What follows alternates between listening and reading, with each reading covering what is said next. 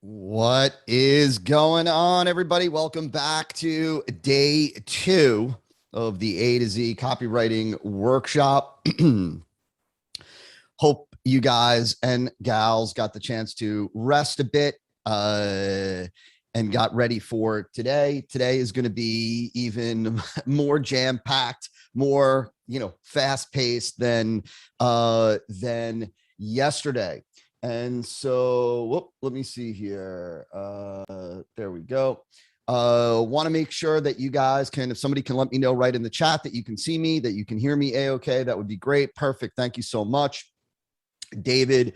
And so we are not going to play around at all. We're going to jump back into where we left off yesterday. I'm going to finish off with some of the foundational principles. We're going to talk a little bit more about the marketing argument, hooks, themes, ideas, and then we are going to jump into the nitty gritty details, the nuts and bolts stuff of how to apply all the foundational principles in practical terms. And once again, I would tell you that I'm not going to cover everything, like every nitty gritty detail of everything. I'm going to give you exactly what it is that you need to know and understand to be able to use these different techniques, tactics, and so on.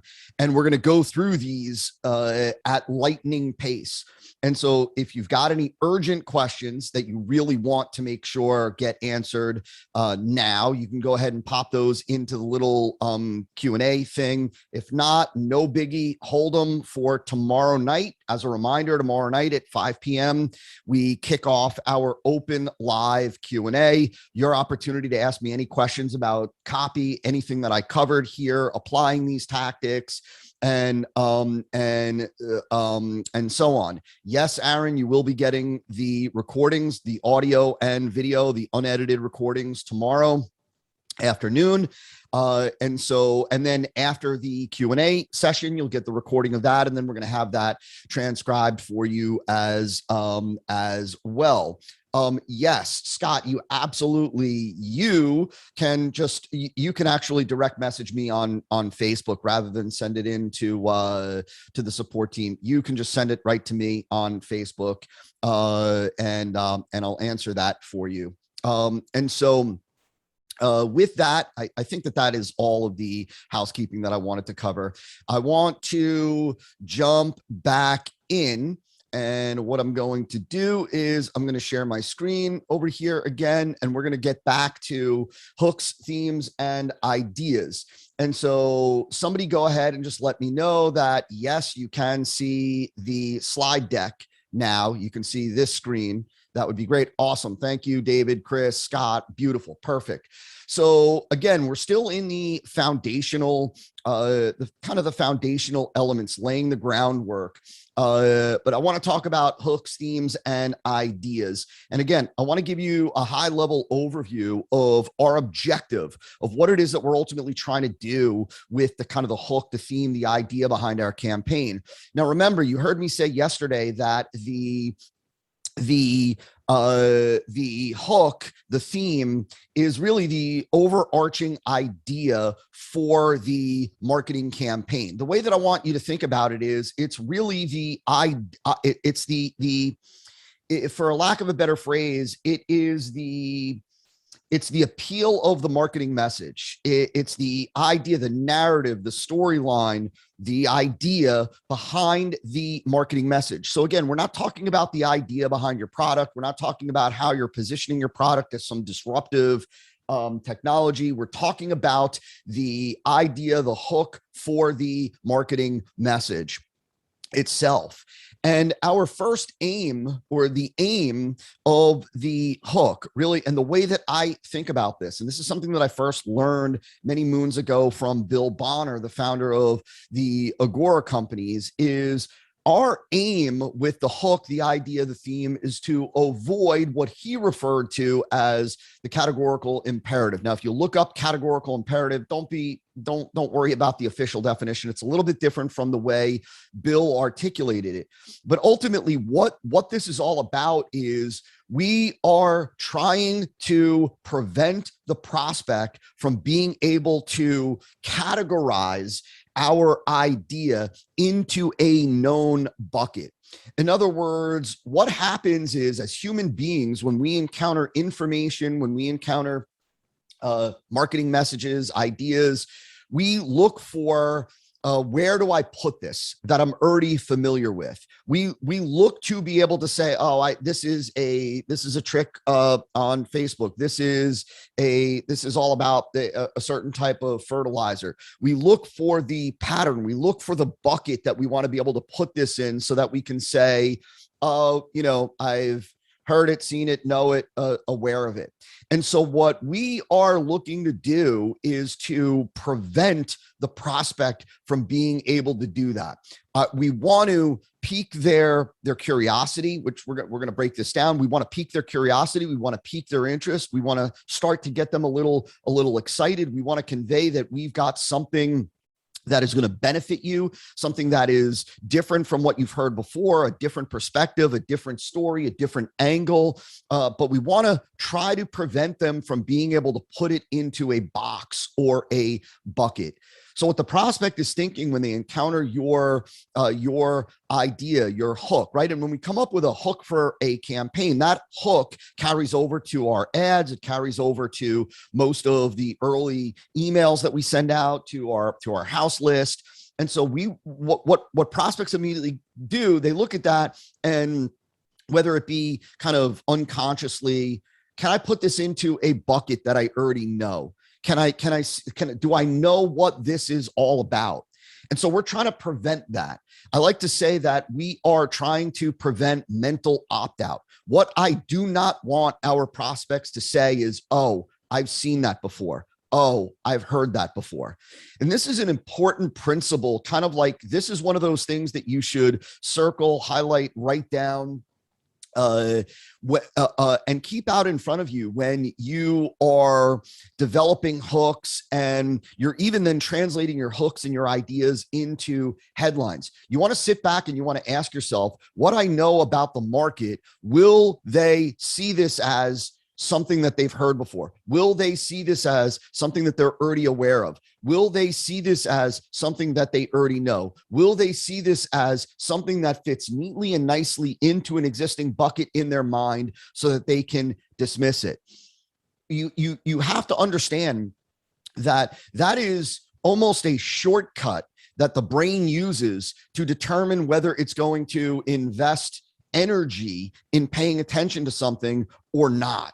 Right. And when we see it as, I know it, I've heard it, certainly when we see it as, I know it, I've heard it, right? I already get it. I've already been told that. I'm already aware of it. We dismiss it immediately. We have that mental opt-out. We check out because got it already. Totally don't need it. Remember, what people are interested in is new and different.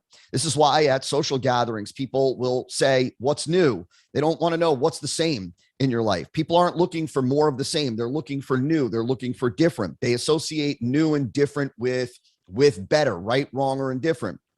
And so we want to avoid that. I want to avoid that categorical imperative. I want to have enough curiosity, enough mystery in there where they're like, I'm not quite sure what this is.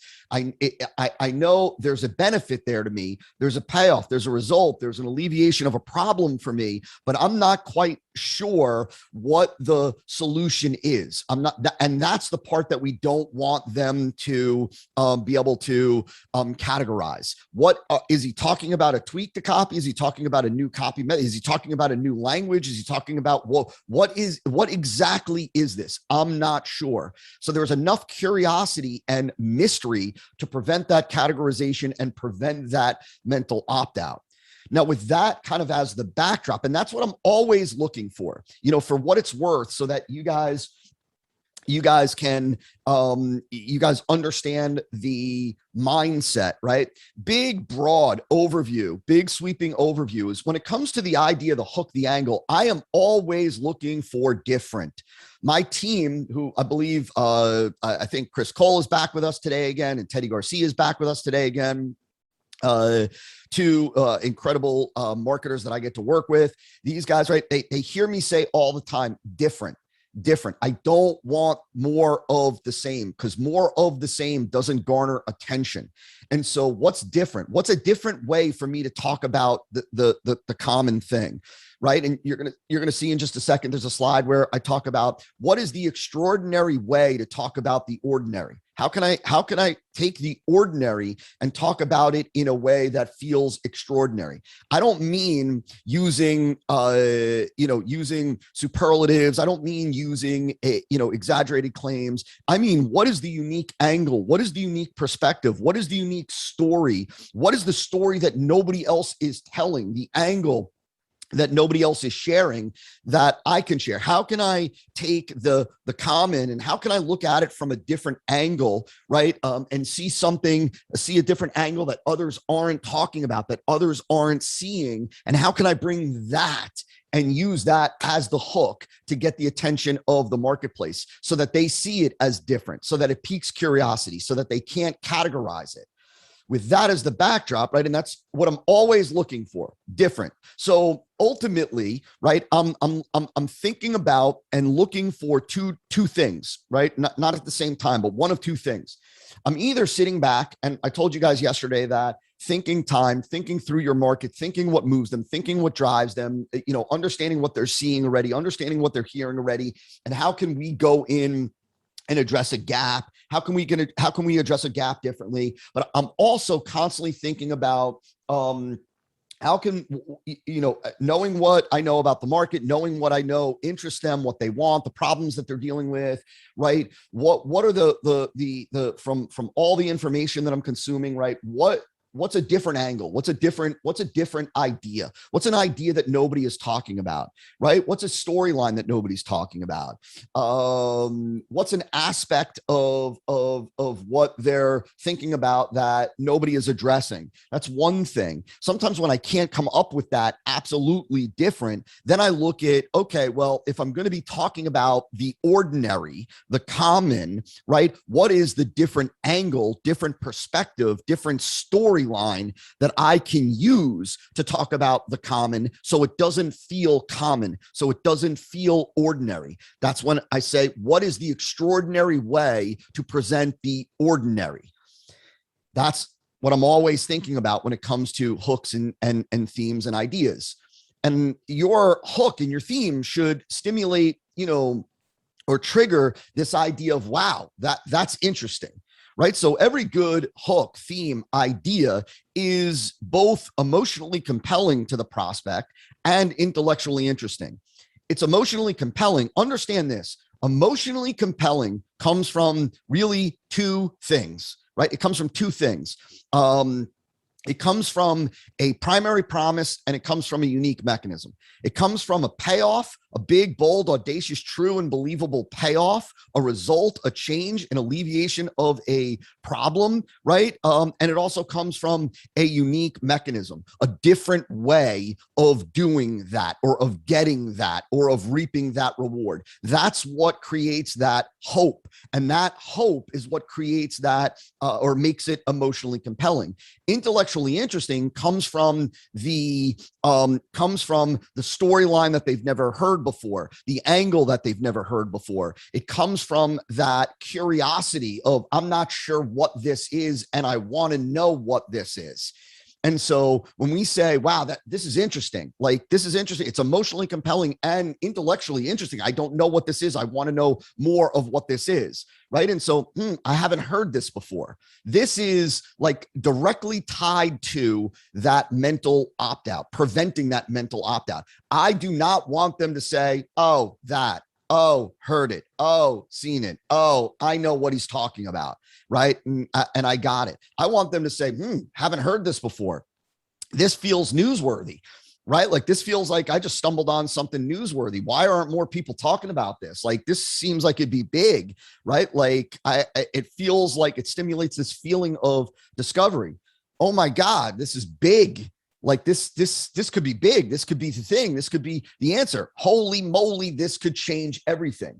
It's these kind of feelings, this kind of internal dialogue that we are looking to trigger with our idea. Right. And so this is a great, like the value of this for you is that this is the kind of thing that when you come up with a hook, when you come up with an idea, right, you want to ask yourself, right, does this, or will this be able to trigger is this going to trigger that mental opt-out? Are my prospects going to be able to say, I've heard this before? Are prospects going to be able to say, yeah, I know what that is? Are prospects going to be able to say, oh, that fits tightly in this box, that he's talking about tweaking the ad copy on his ads, right? Right. And is this idea, is this hook, are they going to find it interesting? Are they going to say, like, to your audience, is this intellectually interesting? Right? Like, are they going to be able to say, like, this is big, this changes everything? That's what you're looking for. And you want to push yourself until you get to that point, right? Like, and so that's the value of understanding this. Now, when it comes to your hook, and this is really important, okay, I want you to remember the rule of one. This is something that I first learned from, this was drilled into me many moons ago by Michael Masterson, or Mark Ford. Michael Masterson, many of you may know him. That's his pen name. Mark Ford, the marketing genius behind the Agora companies, he really drilled this into me. And there is, like, this is critical because this will kill any, if you don't follow this, this can kill any idea, hook, theme. Number one, the rule of one is that it's based on one narrative, one storyline, meaning it's one idea. Right? You're not like, it's not,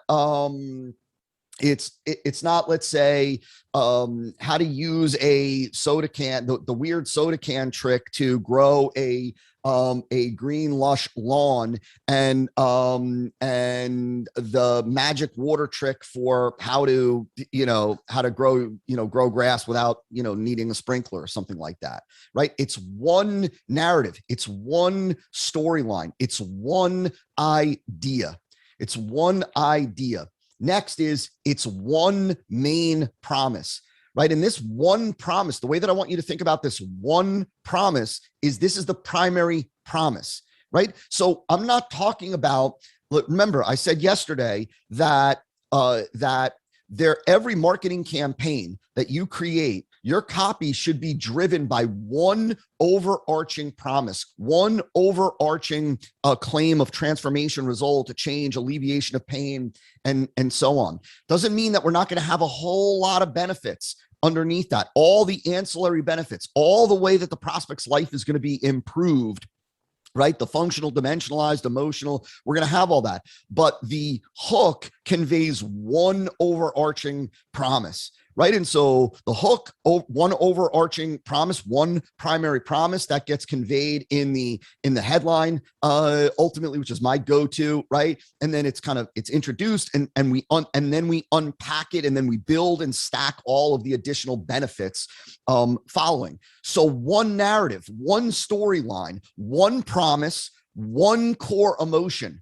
Remember, we're not like this is where, where folks, I think it was yesterday, somebody asked, and I get this question asked all the time, right? We know that there are a lot of different emotions that we're going to prod throughout our copy, right? Whether we might try to prod, again, fear of missing out, like we talked about yesterday. We might try to prod that belonging, identity. We might try to prod this idea of exclusivity. We might try to prod this idea of, this emotion of greed, let's just say. We're not going to try to do all of that in the headline when conveying the hook. The hook is about one core emotion. What is that one core emotion that we are trying to stimulate? Is it greed? Is it fear? What is it? Right? One core emotion. And then finally, it is The rule of one, the hook rule of one, is about leading the prospect to think one thing. I don't want my hook to try to get them to think multiple things. Like, I don't want them to try to process and believe and accept all of these different ideas. I want them to think one thing, right? And that's it's one of these things where you've got to ask yourself, when you're developing the hook, what's that one thing that I just want them to think when they see this? What's like the one thing that I want them to think?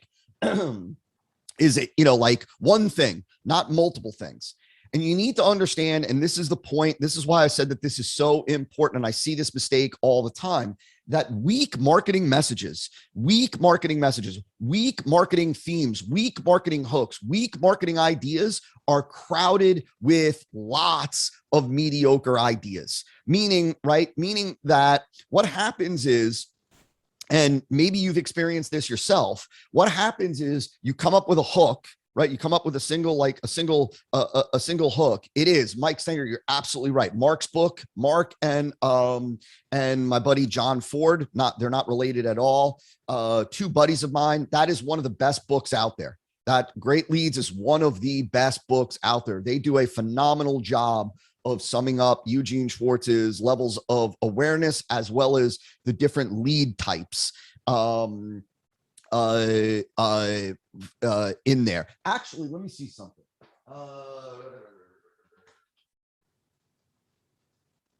You see this book?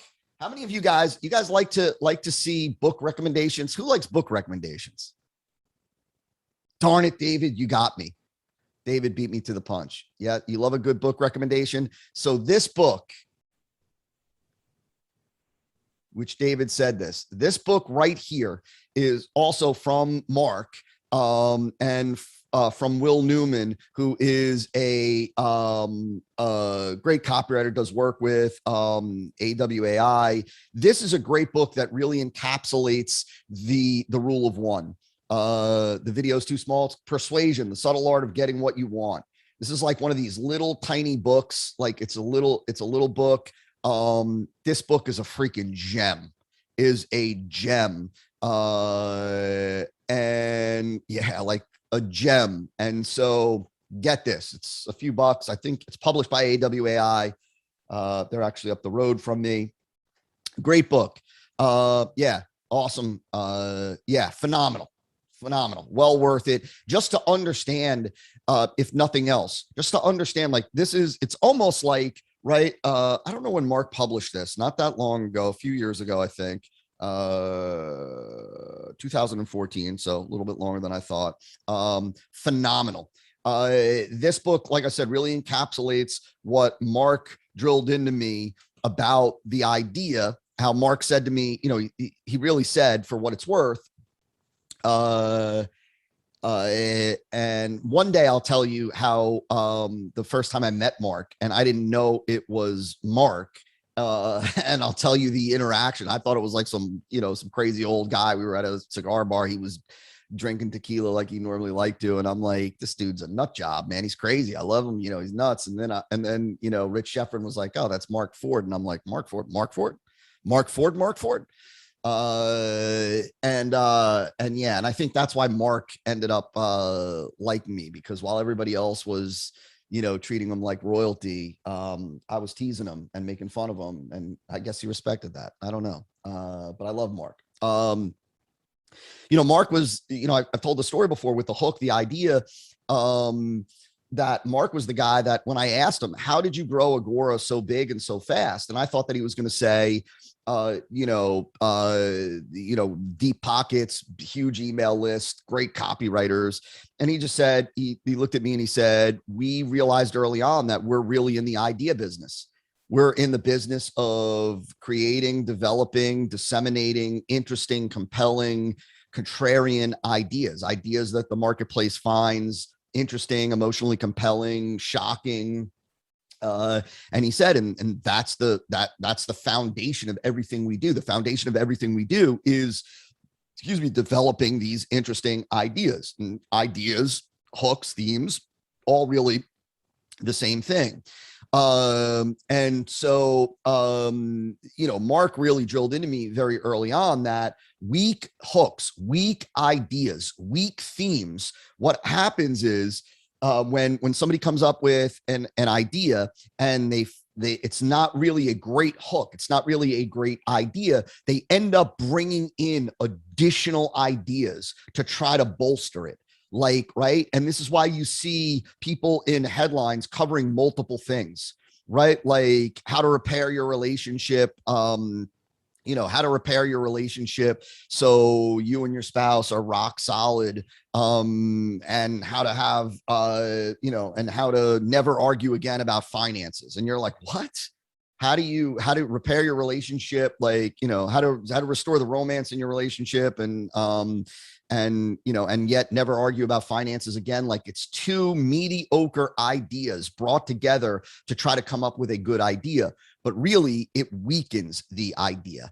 It weakens the idea. And so you don't want multiple mediocre ideas. You want to be patient with yourself to identify one good idea, one narrative storyline, one promise, one core emotion that leads the prospect to think one thing.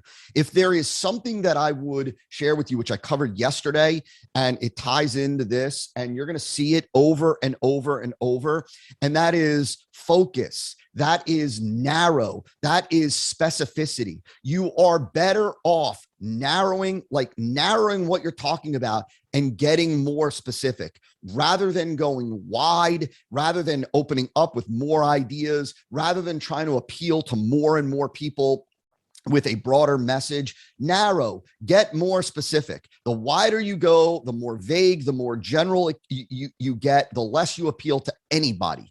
And so narrow, specific, focus, one idea, one narrative, one promise, one core emotion, one thing to think. Here's an example, and I love this. This is not a knock against this marketer. I don't think that this person, I can't remember who this is, that isn't on here. Somebody posted this in our group. This is somebody who's getting started, and you could see, right, how to start building your SaaS or platform without developers or funding and increase your project success chances from 8% to 70% with the double sprint method. So this is really bringing in two ideas. One of these things, right, like the project success, could be an ancillary benefit, right, that comes later on. If I wanted to, I probably wouldn't even cover that at all. If the idea is, here's how to build and launch a successful SaaS or platform without developers, something like that, if that's the idea, then that's the idea. Then that's what you're talking about, right? You're not talking about, like, there's this idea here of this is a way for you to launch a SaaS or platform or app or something like that without developers and without needing any funding. And also, here's a way to be successful, to increase your chance of success with your project from 8 to 70%. So you're talking about these two different ideas. You're talking about the idea of launching a successful app without needing developers or funding, and you're talking about being more successful, more productive with your project.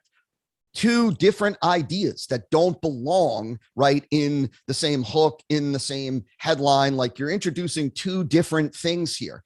And so if the storyline, if the most exciting thing to these prospects is the idea of being able to launch a successful SaaS app, or application or platform or whatever it is, without developers, without funding, then that should be strong enough to carry the entire promotion. Everything should be about that. Everything should be about that, right? And how you can do it quickly and how you can do it easily, and you don't need connections and blah. This is why it works, and this is how it works, and this is why, like, blah blah blah. And if you're afraid that without the funding or developers you won't be successful, you will be. And here's why: it should all be based on that one idea. This is an example of bringing two ideas together to try to bolster it, but what you do is you weaken it. You weaken it. And so get that. Understand that at the foundation of the hook, there's really two things like that power it. And I really already said this, and that's promise and curiosity. Like, every good hook is built on these two elements: promise, an exciting, compelling, promise, one that excites me, one that's big, bold, audacious, true, and believable, and curiosity. Meaning, right? And the curiosity comes into play with the mechanism, right? Like where I'm not sure how this works. I'm not sure what he's talking about. I'm not sure what this is, right? And I want to know more. It sounds compelling. It sounds interesting. It sounds valuable. It sounds like something I don't know. I'm not sure what this is. These two things are really the essence of all effective marketing, especially when it comes to the hook. It's all about promise and curiosity. It's all about payoff and mystery, right? It's all about benefit and intrigue, right? That's what we're talking about here. Promise and curiosity. I have to know more. How can that be? Sounds awesome, but what is it? That comes from promise and curiosity. That's what we're looking for. And so you've got to ask yourself, right? Simple thing, right? Like number one is what's the promise? Is the promise clear? Is the promise specific? Is the promise concrete? Is it big, bold, audacious, true, and believable? And am I piquing curiosity? Am I forcing them to want to know more, right? Am I giving them too much information? Am I giving them just enough information to pique that curiosity?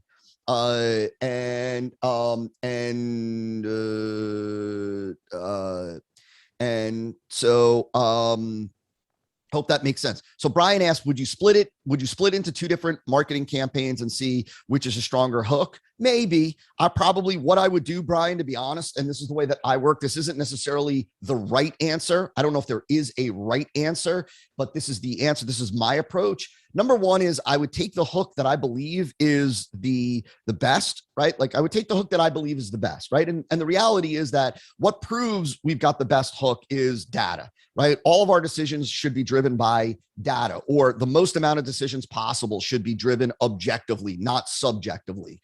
Objectively, right? We're able to make the decision objectively by looking at data. However, with that being said, I'm going to launch what I feel is the most compelling hook. And then if the campaign performs good enough, where if it meets our KPIs for our campaign, I'm going to leave it, right? Like in other words, and this is a total tangent for this copy training, but I think that it's important. I'm going to share it based on Brian's question here that, like, look, if you are, let's say you're willing to acquire buyers at break even, right? So you spend $1,000 or you invest $1,000 in Facebook ads, and as long as you generate $1,000 worth of sales, revenue, you're good with that. Once I have a campaign, if that's, let's say that's our goal, that's our objective, break even. Once we have a campaign that is at break even, I'm going to leave it and let it run, right? I'm going to just let it's hitting our KPI. Good, done, scale it, drive more and more traffic. And let's see if it continues to remain within that KPI. So you've got to recognize that you can try to optimize the performance of a campaign until you are blue in the face. Right? Like that is a never ending process. And so you have to be careful. For me, I know what the performance is that I want from a campaign going in. And once I hit it, I'm done. I no longer need to, right? I'm not going to try to give incremental improvements here, there. I will make those incremental improvements when it's out of KPI to get it into KPI. But once it's in KPI, I'm going to let it roll.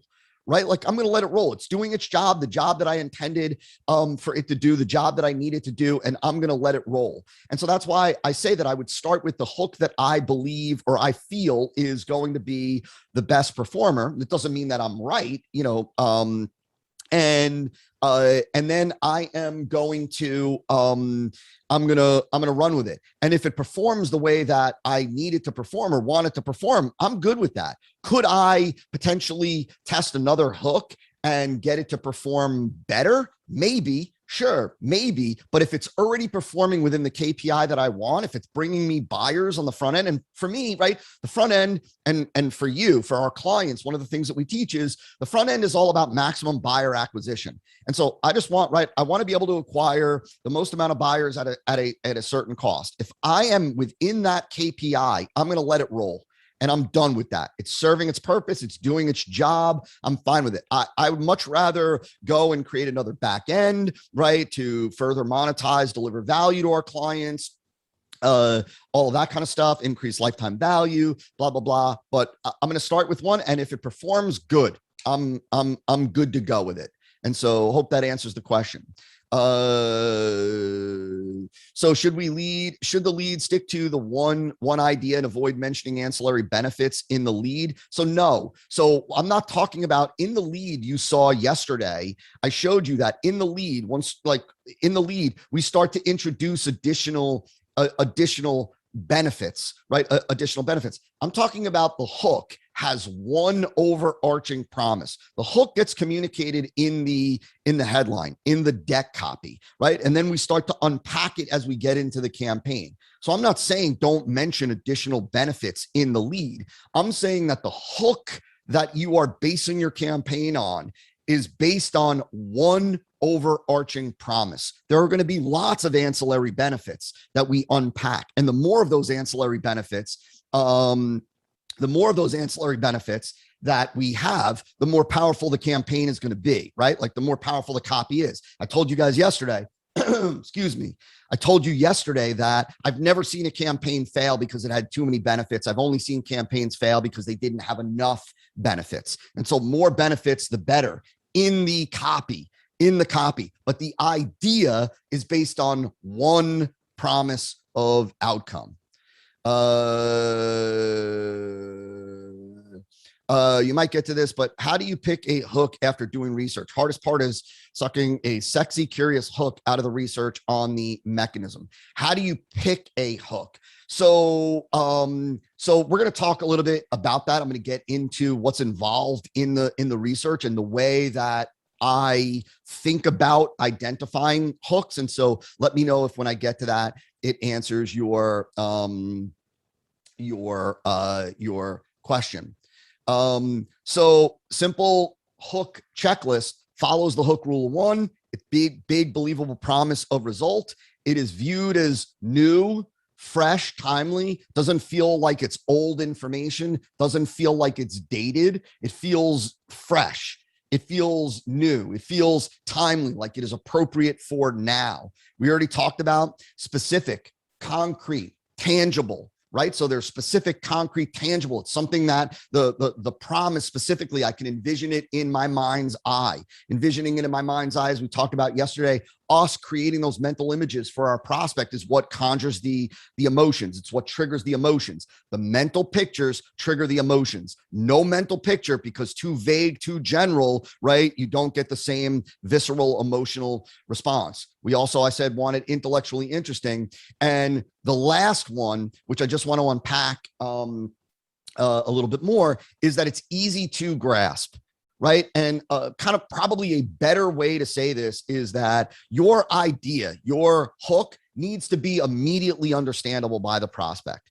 I've seen marketers, I've seen students bring campaigns where they were like, they had an idea, they conveyed it in the headline. And we talked about yesterday that the hook and the headline are not the same thing. The headline is what communicates the hook or the idea, right? And there's a lot of different ways that you can communicate the same idea, a lot of different words that you can use, right? Like as an example, just as a side note, if I say how to grow huge tomatoes, how to grow gigantic tomatoes, that's the same idea, right? I'm just expressing it with different words, but it's the same underlying idea. I've seen these headlines expressing an idea, and when I say like it's confusing, and the prospect, the marketer would say, well, they'll understand it by the end of the lead. They ain't gonna read the lead. They're not gonna consume the lead. They're not going in, right? Like a confused prospect doesn't remain engaged. A confused prospect doesn't buy. It has to be easily understandable, immediately understandable. Read it, see it, hear it. I get it. Like get it. Simple. And this is why, and you've heard this before and seen this before. This is why, and I said this yesterday in a different context, that you have to be sensitive to the curse of knowledge. The closer you are to your topic, I don't care whether you are doing research for a If you're a copywriter and you're writing for somebody else's product and you're doing massive research examination on their product and becoming, an expert in that arena, or we're talking about your own products, your own services in a marketplace that you've been in for a long time. The closer that you are to the topic, the more knowledgeable you come. You have to be sensitive to this curse of knowledge, which is that we begin to naturally assume that what we assume more than what the prospect knows. In other words, right? Like we become a 9 on a scale of 1 to 10 when it comes to experts on this topic. We're so close to it, right? That we know things, we know the nuances of it, little parts of it. We talk a different language. We use different words, right? And the more you know, and the longer you are around a topic, the more inaccuracies there are in what you assume your audience knows and understands. And so you have to fight that. You've got to remember when I said yesterday that you've got to step out of seeing the world through your own eyes, and you've got to learn to step into your prospect's shoes, right? And that's not an easy thing to do when you've been in a marketplace, in an arena, involved in a topic for 10, 15, 20 years, right? And there are things that you take for granted. There are things that you do, intuitively, they've become intuitive for you. There are things that you understand on a level that your prospect is clueless about. And so you have to be careful that you're not coming up with ideas and communicating ideas in a way that your prospect is totally lost, right? Like and this is why, as a side note, I always think about when learning a new topic, like when I want to learn something. Like I remember when I first wanted to learn, just because I was intrigued about trading options. And I'm wondering if Teddy is on here. I'm wondering, Teddy, if Teddy, I never asked Teddy this, but if Teddy had the same experience I did. I remember for me, Teddy is way smarter than I am in most areas. But when it comes to trading options, I was like, I don't know what the heck is going on. I literally was like, what's an option? You know what I mean? Like, and I had to like dive